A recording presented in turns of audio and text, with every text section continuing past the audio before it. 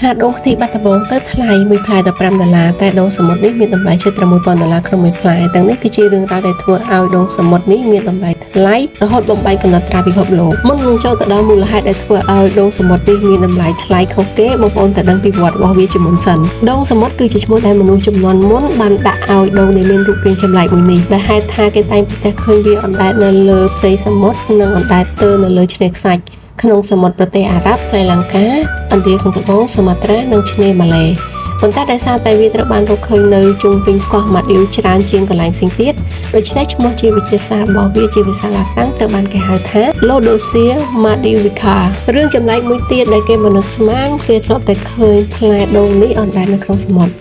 ក៏ប៉ុន្តែមនុស្សចំនួនមុនពុំដែលបានធ្លាប់ឃើញដើមរបស់វាម្ដងនៅឡើយដូច្នេះហើយបានជាគេសន្មតថាដើមរបស់វាគឺស្ថិតនៅក្រោមសមុទ្រហើយអ្នកខ្លះទៀតទៅឆ្ងាយជាងនេះទៀតដែលពួកគេជឿថាវាគឺជាផ្លែឈើដែលមកពីខាងសួគ៌ដែលព្រះប្រទានមកកាន់មនុស្សលោកតាមរយៈទឹករលកសមុទ្រជំនឿតគ្នានេះបានធ្វើឲ្យដងសមុទ្រក្លាយទៅជារបស់កម្រនិងកម្រជាងត្បូងទៅទៀតជាការពិតណាស់ផ្លែឈើចម្លែកមួយនេះត្រូវបានផ្ដល់ជូនទៅដល់មនុស្សសំខាន់ៗដែលក្នុងនោះមានព្រះមហាក្សត្រនិងមើលមន្ត្រីដែលមានតួនាទីខ្ពស់ប្រើសម្រាប់លម្អកិត្យានុភាពឬជាឱសថវេទមន្តព្យាបាលជំងឺផ្សេងៗរហូតស្ដេចនៅប្រទេសម៉ាឌីវបានធ្វើសេចក្តីប្រកាសថាបើមាននរណាម្នាក់រកបានដូងសមុទ្រនេះតែមិនព្រមប្រគល់ជូនទ្រង់ទេអ្នកនោះនឹងត្រូវទទួលទោសប្រហារជីវិតចំណែកឯម្ចាស់ស្ត្រីនៃប្រទេសប៉ូទុយហ្គាល់តែងតែបញ្ជាឲ្យគេយកដូងសមុទ្រនេះមកថ្វាយទ្រង់ដើម្បីធ្វើទៅជាវត្ថុទិព្វនៅក្នុងព្រះរាជដំណាក់រីឯស្ដេចរ៉ូដូហ្វដែលធ្លាប់ចំណាយមាសរហូតដល់4,000ដើមដែលមានទម្ងន់ប្រហែលជា15គីឡូក្រាមដើម្បីទិញដូងសមុទ្រនេះពី Captain Wolfett មូលហេតុដែល Captain Wolfett មានរបស់ដ៏មានតម្លៃនេះក៏ព្រោះតែគាត់បានសាងស្នាដៃដ៏ល្អមួយសម្រាប់ប្រទេសជាតិគឺគាត់បានបណ្ដេញកងទ័ពប៉ូទុយហ្គាល់ចេញពីតំបន់បាតាននៅក្នុងឆ្នាំ1602គាត់ក៏ទទួលបានដូងសមុទ្រនេះជារង្វាន់ពីព្រះចៅស៊ូតងនៅក្នុងរាជការនោះទៅចំណែកឯឈ្មោះមួយទៀតរបស់ដូងសមុទ្រនេះត្រូវបានគេហៅវាថាជាដូងភ្លុះឬក៏ Coco de Mer ហៅឈ្មោះបែបនេះពីព្រោះថារូបរាងរបស់វាគឺមានលក្ខណៈដូចជាដូងពីរភ្ជាប់គ្នាអញ្ចឹងដែលយើងមើលទៅគឺដូចជាបេះដូងបងប្អូនតែឡោកដូងពីរសងខាងផ្គុំចូលគ្នាបើកាត់បានទៅជាដូងតែមួយច្រើនឆ្នាំកន្លងមកអាថ៌កំបាំងនៃប្រភពដើមដូងសមុទ្រត្រូវបានលាតត្រដាងមនុស្សជាច្រើនមិនដែលឃើញទេដើមដូងសមុទ្រនេះឃើញតែផ្លែដែលនៅក្នុងសមុទ្ររហូតដល់ទីបំផុតអាថ៌កំបាំងនឹងត្រូវបានលាតត្រដាងនៅពេលដែលបារាំងបានចុះចោតកប៉ាល់នៅលើកោះស្ងាត់មួយហើយពួកគេបានដាក់ឈ្មោះកោះនោះថា Praslin ដោយយកឈ្មោះតាមរដ្ឋមន្ត្រីក្រសួងដឹកជញ្ជូន Praslin ពួកគេបានរកឃើញដើមដូងសមុទ្រនៅលើកោះនេះតែម្ដងហើយចាប់ផ្ដើមស្វែងយល់ពីវា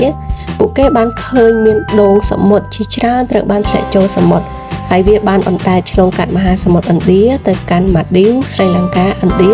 ដែលបង្កើតបានជារាងព្រេងនិងអាថ៌កំបាំងជាច្រើនរហូតដល់មានអ្នកខ្លះគិតថាដូងនេះគឺជាវត្ថុស័ក្តិសិទ្ធិនិងជាថ្នាំដែលអាចព្យាបាលជំងឺបានទេផងមិនទុកឲ្យឱកាសកន្លងផុតទៅពួកទាហានបារាំងបាននាំគ្នាប្រមូលដូងភ្លោះនេះដាក់ក្នុងកប៉ាល់ដើម្បីយកទៅលក់នៅឯទីផ្សារលោកខាងលិចចាប់តាំងពីពេលនោះមកអាថ៌កំបាំងនៃដូងសមុទ្រក៏កាន់តែច្បាស់ជាបណ្ដា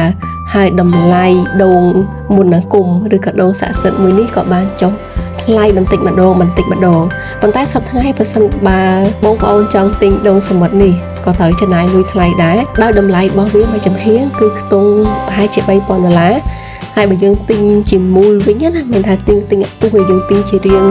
បេះដូងឬក៏រៀងភ្លោះរបស់វាហ្នឹងគឺតម្លៃខ្ទង់$6,000នេះគឺជាតម្លៃនៅក្នុងខេត្តបាត់យាប្រទេសថៃដែលគេបានលក់កាលពីឆ្នាំ2023កន្លងទៅនេះនៅក្នុងប្រទេសថៃមានកន្លែងដែលគេបានដាំដូងសមុទ្រនេះបាន2កន្លែងបងប្អូនហើយទៅមួយឆ្នាំតែមិញទេដែលគេទើបតែទទួលបានផលហើយក៏គេអាចលក់បាននៅក្នុងតម្លៃនឹងដែរខ្ញុំអត់ច្បាស់ទេថាតម្លៃនៅឯទីផ្សារអន្តរជាតិវាមានតម្លៃប៉ុណ្ណាប៉ុន្តែខ្ញុំយកតម្លៃនេះមកប្រាប់បងប្អូនពីព្រោះថាវាជាតម្លៃនៅក្នុងប្រទេសជិតខាងយើងអញ្ចឹងអាចថាបើសិនបើយកលក់នៅខ្មែរយើងទៅទិញគេក៏អាចខ្ទង់ប្រហែលនឹងដែរចូលដល់ចំណុចសំខាន់ដែលបងប្អូនចង់ដឹងហើយមូលហេតុអ្វីបានជាដូងសមុទ្រនេះមានតម្លៃថ្លៃម្ល៉េះដូងសមុទ្រត្រូវបានបំបែកកំណត់ត្រាពិភពលោក Guinness ដែលវាគឺជាគ្រាប់ផ្លែឈើដ៏ធំបំផុតនៅលើពិភពលោកដោយវាមានទម្ងន់ណាបងប្អូនរហូតទៅដល់20គីឡូក្រាមក្នុងមួយផ្លែ ហើយមូលហេតុដែលវាថ្លៃគឺដោយសារតែកត្តាជាច្រើនក្នុងនោះដែលយើងមិនអាចដឹងតទៅសោះដោយដូងសមុទ្រនេះវាត្រូវចំណាយពេលរហូតដល់7ឆ្នាំដើម្បីឲ្យផ្លែរបស់វាទុំហើយការយកផ្លែទុំទៅបដោសដើម្បីបន្តពូជម្ដងទៀតណាបងប្អូនគឺវាត្រូវចំណាយពេល1ឆ្នាំទើបផ្លែដូងនឹងចាប់ផ្ដើមដុះឫសនិងបញ្ចេញពន្លកស្លឹកបន្តមកទៀតស្លឹកនីមួយៗដែលបានចេញពន្លកមកគឺវាត្រូវចំណាយពេល1ឆ្នាំទៀតទើបវាពេញវ័យគិតចាំពីយើងយកផ្លែដូងនឹងមកហើយយើងបដោសរហូតដល់វាចេញផ្កាបង្កើតបានជាផ្លែគឺដូងនឹងត្រូវមានអាយុចន្លោះពី20ទៅ40ឆ្នាំទៅតាមស្ថានភាពជាក់ស្ដែងទៅអាស្រ័យទៅលើការថែទាំឬក៏ស្ថានភាពបរិយាកាសកន្លែងដែលយើងបានដាំដែរគឺចន្លោះពី20ទៅ40ឆ្នាំនៃអាយុនៃដើមដូងទើបវាមានផ្លែចំណុចសំខាន់ដូចដែលខ្ញុំបានលើកឡើងប្រាប់បងប្អូនពីខាងដើមអញ្ចឹងបន្ទាប់ពីវាផ្លែហើយគឺវាត្រូវចំណាយពេលរហូតដល់7ឆ្នាំទើបផ្លែរបស់វាទុំហើយដើមដូងសមុទ្រនេះវាអាចរស់នៅបានរហូតដល់400ឆ្នាំឯណោះន័យថាយើងដាំម្ដងគឺអាចប្រមូលផលបាន3-4ជំនាន់ទៅតាមនឹងអញ្ចឹងទៅបើសិនបើយើងថែទៅបានពីព្រោះថាដូងនេះគឺអាចរស់បានក្នុងអាយុ400ឆ្នាំហើយដើមរបស់វាគឺជាប្រភេទរុក្ខជាតិដែលមានដើមញីហើយនិងដើមឈ្មោលទាំងអស់នេះហើយគឺជាចំណុចសំខាន់ដែលធ្វើឲ្យដូងសមុទ្រនេះវាមានតម្លៃថ្លៃនៅលើពិភពលោកគួរបញ្ជាក់ប្រាប់បងប្អូនដែរសម្រាប់អ្នកដែលគាត់ចាប់អារម្មណ៍ចង់ទៅមើលដើមដូងនេះដោយផ្ទាល់ណាបងប្អូនអាចទៅមើលបាននៅប្រទេសថៃគឺគេមានចំនួន2កន្លែងដែលបានដាំដុះហើយក៏ដូចជាអភិរក្សពូជដូងនេះដែរដោយទី1គឺស្ថិតនៅក្នុងសួនដែលមានឈ្មោះថា Tropic ណាំនងស្ថិតនៅក្នុងខេត្តបាត់យាដែលគាត់បានដាំដូងសមុទ្រនេះចំនួន38ដើមក្នុងនោះគឺមានឈ្មោល4ដើមញី9ដើមហើយចំណែក25ដើមទៀតគឺអត់ទាន់ដឹងញីឈ្មោលទេកាលពីឆ្នាំ2023ដូងនៅកសិដ្ឋានរបស់គាត់ហ្នឹងក៏បានប្រមូលផលបានប្រហែលជាដូចជា11ផ្លែបងប្អូនហើយក្នុងហ្នឹងគាត់ក៏ទុកពូជមួយចំនួនហើយគាត់ក៏លក់ចេញបានដែរនៅក្នុងនោះគឺគាត់លក់តម្លៃដូងមួយចាហៀងគឺក្នុង 10,000 បាតបងប្អូនគិតទៅប្រហែលជាក្នុង $3,000 ហើយចំពោះដូងទាំងមូល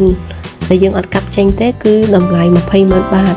ខ្ទង់ប្រហែលជា$6,000 នឹងឯងគឺគាត់បានលក់ហើយក៏មានអ្នកទិញចង់បានពូជហ្នឹងយកទៅដាំដែរហើយមួយកន្លែងទៀតគឺស្ថិតនៅក្នុងខេត្តខុនបាថមហើយសួននេះគឺដាំបានតិចជាងលោកតានៅខាងលើទេក៏ដាំបានច្រើនជាងសម្រាប់ប្រធានបទនេះគឺខ្ញុំមានតែប៉ុណ្្នេះទេហើយជាចុងក្រោយសូមពឹងបងប្អូនឲ្យជួយ like share វីដេអូរបស់ខ្ញុំម្នាក់មួយផងហើយសម្រាប់អ្នកដែលមើលវីដេអូនៅលើYouTube បងប្អូនជួយ subscribe អ្នកមួយផង